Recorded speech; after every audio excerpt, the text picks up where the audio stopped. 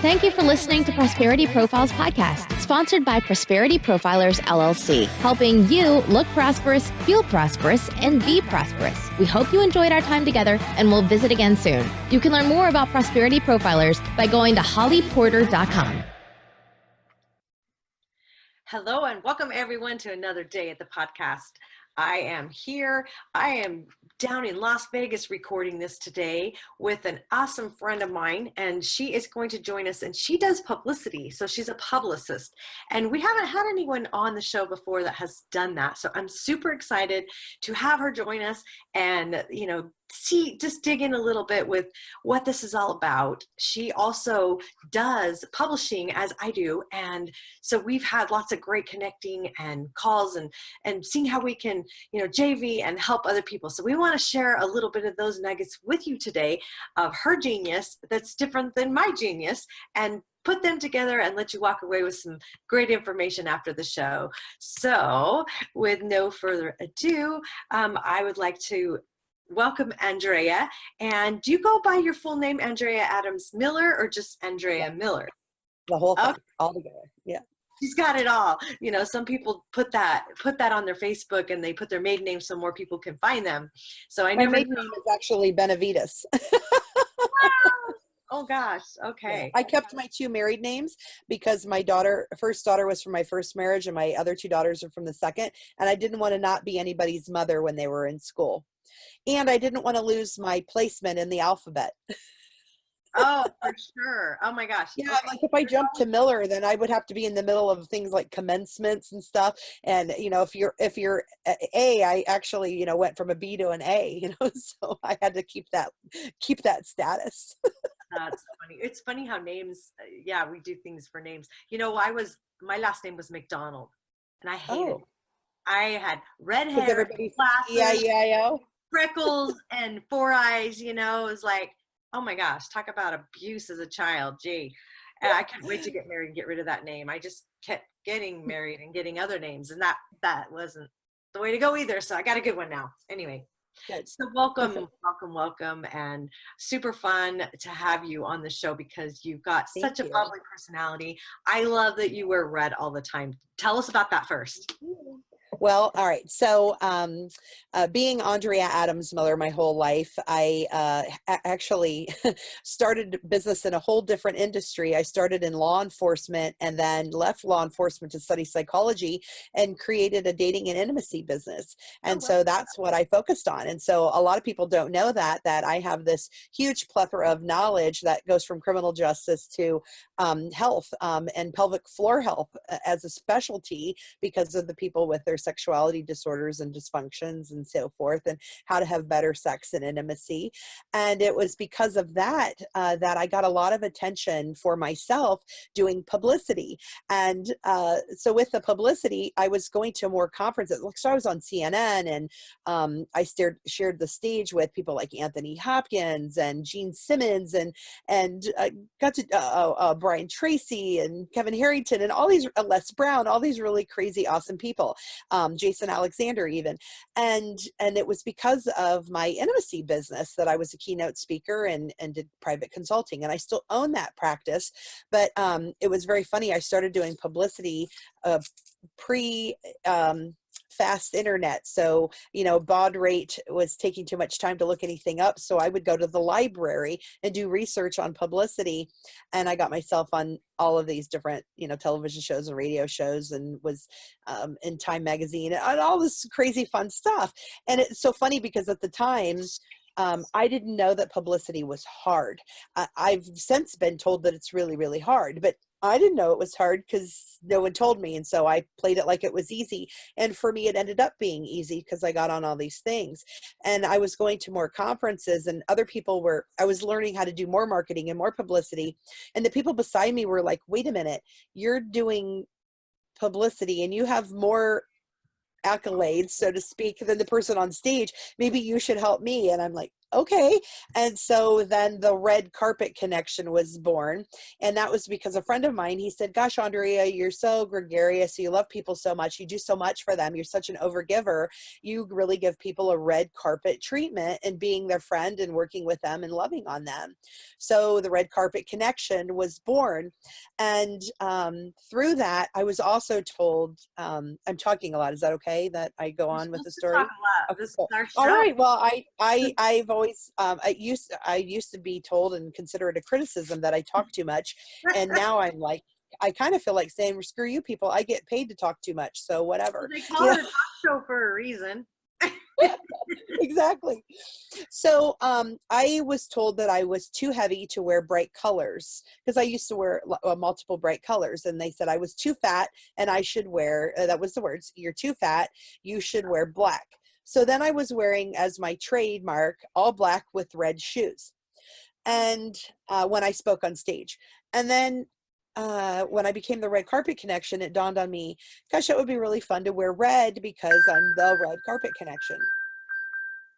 And we have incoming. We have I know. wait, that sounds like radar. Submarine incoming. On my smartwatch, I'm like, I don't even know what I hit, but it was an alarm. I know, it sounded like you sunk my battleship. It's like, oh. Wow. It was probably somebody alarming, like, what? She had to wear all black and they called her fat? Well, they did. And so I bought a red party dress. Yeah, I bought a red party dress and wore it to a television premiere that I was invited to. And people went nuts. They were like, oh my God, you look so good in red. We always see you in black. You look so awesome, blah, blah, blah. And the compliments were fantastic. And at that moment, I realized that I really looked good in red and enjoyed it. And even though I had gained 80 pounds, I went from wearing black to wearing red. Yay! And that was actually, I was just looking at pictures on Facebook the other day. I've been wearing red on stage since 2011. So it's a long time. And I started wearing red every day of my life about 5 years ago. Every day? I didn't know that. Yeah, I don't wear anything but red. Wow. In fact, I just was on a really extensive long trip and had brand new luggage. It was only 2 days old, and it was on my 50th birthday. My luggage was lost, and I had about 17 dresses and literally all of my summer clothes. Because I wear red, I just wear you just rotate the clothes, and you wear the same thing. It's kind of like having a uniform. Yeah. So to lose 17 red dresses, because I pretty much wear a dress every day, that's like a major part of my wardrobe. So it's been really interesting to try to figure out how to, because you just can't go to the store and buy a red dress every day. Found it? Oh no, they did not find it. So yeah, woman's wearing some red. Somebody out there, I'm going to recognize everything that they have because it's all my clothes. So yeah, I bet they were so disappointed. They did get a really nice piece of luggage that I just got for my birthday, but the rest of it, no, not so much exciting. But so red has a meaning. So red stands for relevance, enthusiasm, and delivery. When you hit all three, you hit your target market every time. And so I've been really encouraging people to start living red. I want them to live red and be reminded of that. So you have your red earrings on today. So you remember that you want to live with, relevance, enthusiasm, and delivery. More of a coral. I would say it looks more coral now that I see your bracelet, but for the sake of today, we'll say it's red. Oh, good. But she has red highlights. You have red highlights. I always was told to stay away from red because I'm a redhead naturally. And so, but you know what? Everybody can wear red. They just need to wear their version of it. Yeah. And you are so becoming in that hair color. Oh, she had on a knockout green dress, people. Oh my God, she's super sexy. I mean, you look so great in that dress. That is absolutely like must have red outfit on you for killer shots. The next time you have a red carpet thing or get on television, you need to wear that. That looks so good on you. I'm trying to think which one I wore because I always wear color though. Like I'm like you, I wear black. I was in the beauty industry I have been for 35 years, if I dare say. And so it's like, that's our color. I was a hairdresser. Yeah, that's the staple. They want you to wear black with whatever. It was like black, everything. Even though I was involved in a lot of things that I had to dress up for, I'd still have dress clothes that were black that I'd wear to work. So yeah, I had to get rid of like a closet and a half full of all black when I realized black's not even my color. Like I'm an autumn coloring person. I need to wear all warm. So yeah, I love Yeah, that you kind of disappear and fade. And yeah, I can get that. So that's where red came from. So I still have the dating and relationship business and still work with people on that. However, I do it as word of mouth only. It's still prolific in the world, and I still do a lot of things. And I had a radio show for 13 years called Sex Talk Live internationally, and I did it at a college as a gift to the community and to the world, to talk about serious topics in a serious way, but be funny and not funny shock jock. I never was inappropriate funny, clean funny. And you know, and that's what really put me out there in the world. And then so now I spend so much time, I do publicity, like I can't even say it today, publicity. And but I do so much more than that. I'm really like a white glove concierge, or the machine to implement things for dreamers and visionaries. So a lot of times people aren't really sure what I do. And it's, you know, really I have to explain to them, is I have a plethora of background. So it allows me to really think in very creative, innovative ways to help them do marketing, publicity, and to complete their products and have content. So it's funny. So what I call that is a multi-passioneur. And I have a Facebook page. You should come join it. And it's called Multi-Passioneurs, and it's exactly how it sounds. It's entrepreneurs who are passionate about multiple things. And you know what? I love, because I do personality profiling. A lot of entrepreneurs are a little bit of everything. Like everybody's a little bit of everything anyway. But when they my little shoe persona quiz, if you were a shoe, what kind of shoe would you be? You know, you figure out what shoe you are, which is based on the 4 basic personalities, which, by the way, all coincide with seasons and coloring, because I'm a color analysis. I'm thinking I would be a wedge or a platform, but okay. I don't know. No, yeah. Well, what season are you? And I can probably say, but we'll have to give it to you and see. But anyway, that's it. So the multi-passioneurs I'm finding, and I draw a lot of those to me because, you know, that's what it's all about. But it's interesting about the relationship thing, because that's why you're so good with people, because you might have started out that way. But like I always tell people, more recently, I've told a lot of people, because it's just come up, because I've met a lot of single people that are older that have never been married, never had children. And it's like, wow, you know, I mean, I've raised 8 kids. It's like, I can't imagine not having that part in my life, you know, even though they're adults now. Now I'm dealing with all the grandkids. It's like, but I have got 14 couples married. And I am proud to say none of them have been divorced. How weird is that? Well, that's really, really awesome. Yeah. So your numbers are higher than mine. I've only put 5 together, 6 maybe, and one of mine did divorce. But they were perfect for each other for the part of the life that they were. And had she been able to go through some personal struggles, they probably could have worked and stayed, but she had some other things she needed to focus on. And part of that was maturity and mental illness and other things that, you know, we couldn't have necessarily foresaw. So yeah, it's beautiful. Yeah, it's beautiful that you're able to match make people. I think that's a great skill. And, you know, frankly, you know, like some people think of the world as a competitive measure. They're like, oh, well, you know, I did this or I do that or blah, blah, blah. And to me, I'm like, oh, the more the merrier. We cannot serve them all. Yes. Well, there should be lots of publicists and lots of relationship people. Yes. And I always say competition is a good thing because it makes people step up. If you have someone that you are competing with, you're just going to try to be better. Well, what's wrong with everybody trying to be better? And I shouldn't use the word trying spelling, you know, but if you're out there, I mean, when I had my salon, I moved in 17 years, I moved it 4 locations. As I grew, I got bigger locations. And every time I left, I would put another salon in mine. Like instead of pulling everything out and ripping the sinks out and the plumbing and everything so nobody else could have it, I would search for another salon who wanted to grow into my space, and I get them in there because it was so awesome. Yeah, it's like embrace it, you know. And okay, so some of my clientele might have came in there not knowing I moved. Yeah, some of them are like, I'm only committed to the door I go in, you know. Some people are, and that's okay.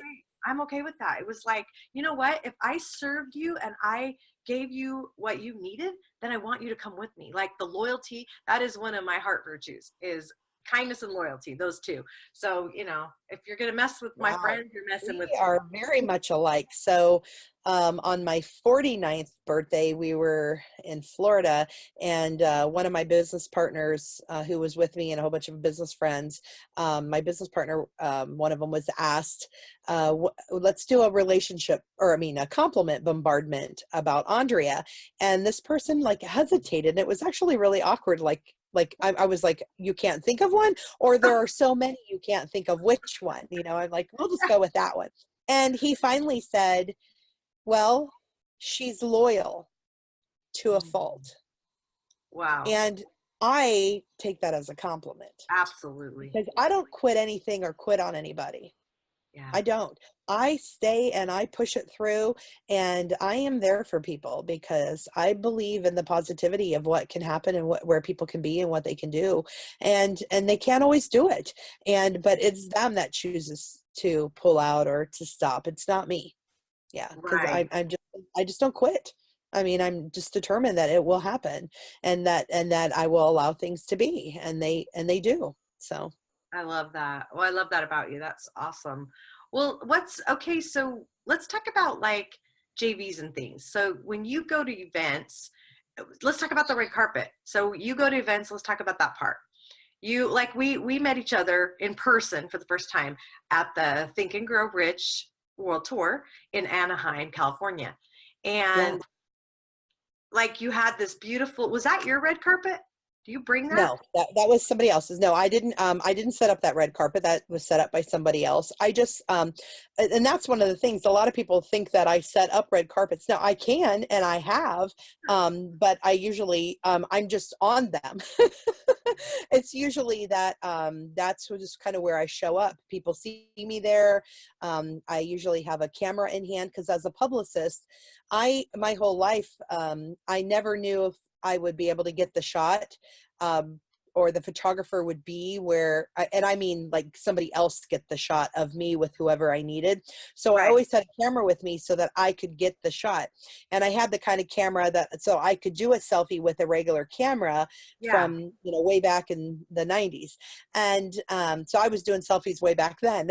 And then, so I always had a camera because I didn't want my clients to miss out on a shot because we didn't know the photographer, or we never saw them or got their card, or couldn't find where the pictures were, or, you know, or they couldn't afford the pictures or whatever it was. So I wanted to be able to get the shot.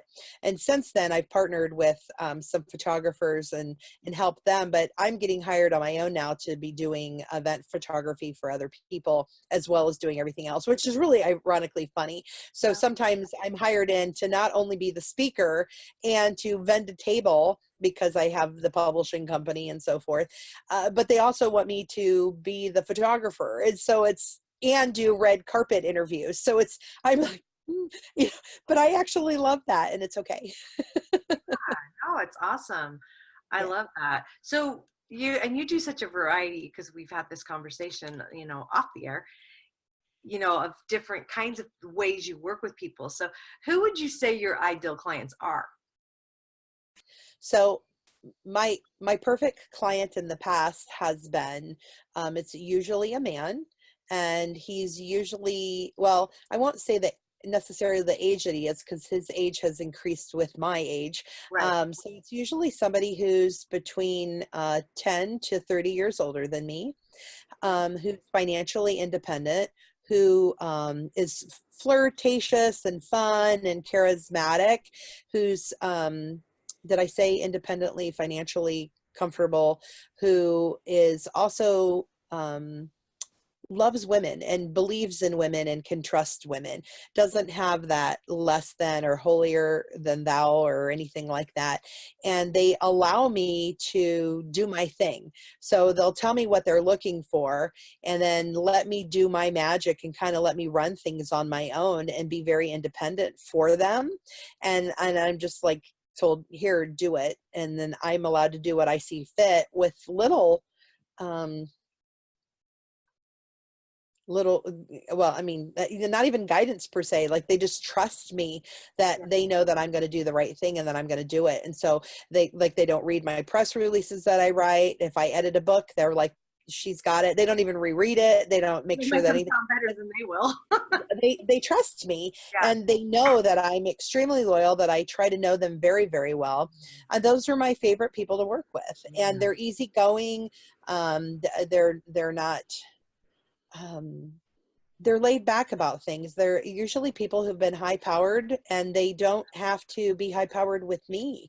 They allow me to stand in my own glory and support them fully, and to do things well, and allow me to be creative and take on new ideas and enterprises, and to explore things and to take charge. And I love that. And they're the ones that I'm able to make the most money for and do the most for. So I would say the people who are not my clients are the people who are picky and, you know, down my throat and second guessing everything I do and questioning it. It just does, it wastes time and creates rework. And so letting me do my thing and trusting me to know that I do well. And I've worked with some of my all my clients in the past have been do not disclose. So it's because they wanted it to look like their publicity and their publishing was under their own name. So I was a silent partner, so to speak. And I'm not allowing that anymore, because then I don't have the bragging rights to say that I worked with them. And I want to be able to say that. I can say that my clients have been the people who have consulted for all of the top people. So my clients have been the people who were the mentors or consultants for, you know, Brian Tracy and Jack Canfield and Kevin Harrington and all of them, that they were the people who were their mentors and their consultants. And so it's really kind of cool. In fact, some of them, well, one of them even coached, three of them coached Tony Robbins. So I work for them. Right. So it's really kind of funny. So I get why they wanted the privacy and so forth. I get it. You know? Yeah. Well, at that point, yes. But, you know, at some point you have to have the credibility for your business as well. So, well, gosh, we could talk forever, and I try to keep these a little bit shorter so people will listen and not listen to only parts of it. So hope you have stuck with this and enjoyed this part of our show, and we'll have to have Andrea back on when we can talk a little bit more. Make comments, subscribe to the podcast, and, you know, listen up for some more nuggets from all the awesome speakers and people and coaches and mentors that we have on here, because I do get amazing guests, and I'm so glad that you were one of them today, and we'll have to do something again in the future. Oh yeah, totally. Because I now I'm feeling bad. I'm like, oh, I didn't give you guys any specific tips or any information like that. What I can do is offer to anyone on your list, if you're okay with it, and your watchers, I'm always happy to do an assessment for anyone. So reach out to me. I'm theredcarpetconnection.com, theredcarpetconnection.com, or you can text me 419-722-6931, 419-722-6931. Text me who you are and say that you saw me on Holly's show and that you would love for me to do an assessment of what's going on in your business, in your world. And you know, I'd be happy to look through that and see what can happen for you, and see what's possible for you. Because I'm also trained in NLP and hypnotherapy and just all kinds of other stuff, copywriting, and, you know, it's just, you hate to let all that brain knowledge go when it's there for you. Well, and we'll have the show notes down below, so you'll be able to get that information in case you're driving and you can't write that down, or you just didn't have anything to write with. We'll make sure, so come back to it. You'll have it there. It'll be in writing, and you can contact her and go to her website and check a little bit more out about Andrea. And anything else? You have a last little nugget you want to give everyone? Oh, well, I do. I would be amiss if I didn't share that I'm very passionate about a movement called the Keep Smiling Movement. So if you look up thekeepsmilingmovement.com, I'm the executive director. And what we do is we capture, create, and publish and promote and post pictures and books and events about people who are entrepreneurs, veterans, celebrities, authors, speakers, and whatnot, who are doing amazing things to amplify goodness in the world, because a smile is a universal language the universal expression of love and acceptance. And me, along with the founder, Ken Rashawn, are out to change the world by showing people that they can be loved and respected at any moment for who they really are. And so we would love to capture your smiles and support you. And because we're a 509A and a 501(c), we're always looking for donations and partners and organizations to collaborate with us to get those messages out. And we can create it as a fundraiser to help with your profit or nonprofit business and for your event. So it's really a wonderful movement, and we invite you to come and take a look so that we can have you on board as an ambassador of smiles. Oh, fantastic. I love it. And I love philanthropy. So anything that we can do with that in the world to make it a better place, I'm all in. So, oh my gosh. Well, thank you so much. And thank you, listeners, for listening to us today. We hope you come back often and join us. And remember, don't forget to subscribe. Thank you again. Enjoy your day, everybody. Bye. Thank you for listening to Prosperity Profiles Podcast, sponsored by Prosperity Profilers, LLC, helping you look prosperous, feel prosperous, and be prosperous. We hope you enjoyed our time together, and we'll visit again soon. You can learn more about Prosperity Profilers by going to hollyporter.com.